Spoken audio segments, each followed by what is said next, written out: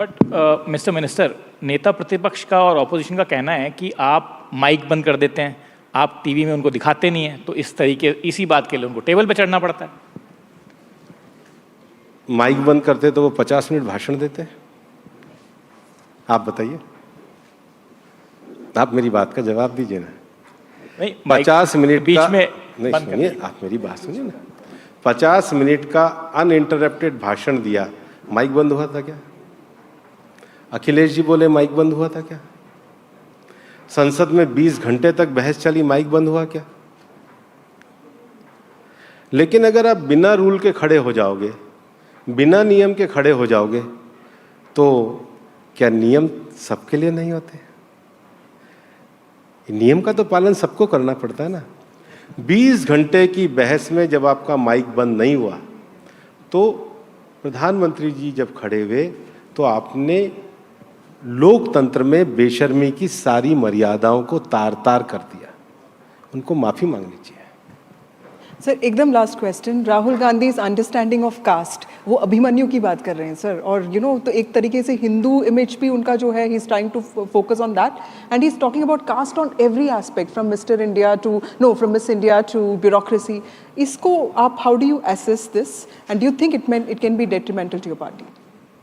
देखो, सबसे बड़ी बात यह है कि जिनकी अंडरस्टैंडिंग ऑफ माइथोलॉजी हो, उनको तो माइथोलॉजी का जवाब देना चाहिए। जिन्होंने जिंदगी में कभी पढ़ा ही नहीं, भगवान विष्णु के पद्म पर है तो वो तो उनको नहीं दिखता, पद्म शुभ प्रतीक होता है वो तो उनको नहीं दिखता। तो जिनको पॉजिटिव चीजें ना दिखें और कोई भी आदमी आकर कुछ भी विषय कह जाए, अगर एक व्यापक अर्थ में लेनी चाहिए ना। भारत के पुराणों में, भारत की संस्कृति में, भारत की परंपराओं में बहुत बढ़िया बातें की गई हैं।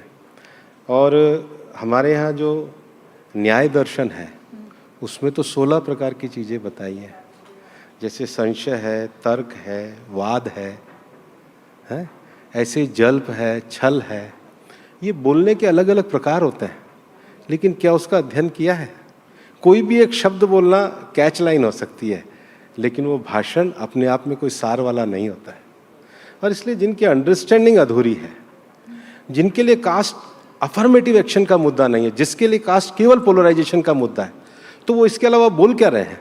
करेंगे क्या वो नहीं बोल रहे हैं, गोलबंदी कैसे वो बोल रहे हैं।